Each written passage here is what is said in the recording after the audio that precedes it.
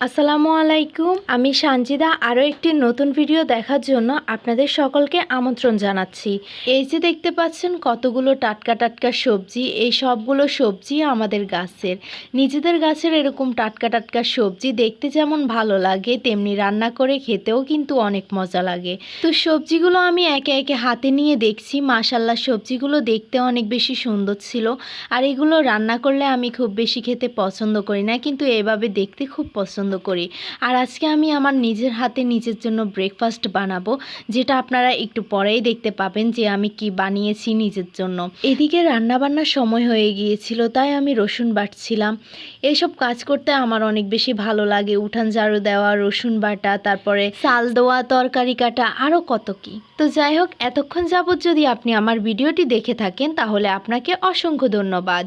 আর ভিডিওটি ভালো লাগলে একটা লাইক করতে ভুলবেন না। আর আপনি যদি আমার চ্যানেলে নতুন হয়ে থাকেন চাইলে চ্যানেলটিকে সাবস্ক্রাইব করে রাখতে পারেন।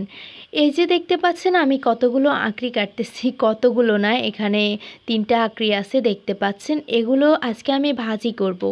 তো ভাজি যে করতেছিলাম ওই ভিডিওটা না আমি আর করতে পারিনি। এই মোবাইলটার স্পেস অনেক ছোট, যার কারণে খুব বেশি ভিডিও করা যায় না। আমাদের আগের মোবাইলটা যে ছিল ওইটা আমরা সেল করে দিয়েছি।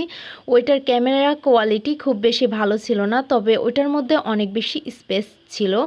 তো যাই হোক, রান্নার কিছু হালকা পাতলা কাজকর্ম ছিল যেগুলো আমি আপনাদের সাথে গল্প করতে করতেই সেরে ফেলছি। আর এখন নিজের জন্য ব্রেকফাস্ট বানাচ্ছি। আজকের এই ব্রেকফাস্টটা আমার মা বলছিল যে কোনোভাবেই খাবেন না, সেজন্য আমি সব উপকরণ একেবারে অল্প অল্প নিয়েছি। 2টো কোয়েল পাখির ডিম নিয়েছি, কাঁচামরিচ, হলুদের গুঁড়া, মরিচের গুঁড়া, তারপরে পেঁয়াজ কুচি, ধনিয়া পাতা কুচিও নিয়েছি। এবার সব কিছুকে মিশিয়ে নেওয়ার পালা। এই যে আমি কাঁটা চামচের সাহায্যে সব কিছুকে একেবারে ভালোভাবে মিশিয়ে নিচ্ছিলাম।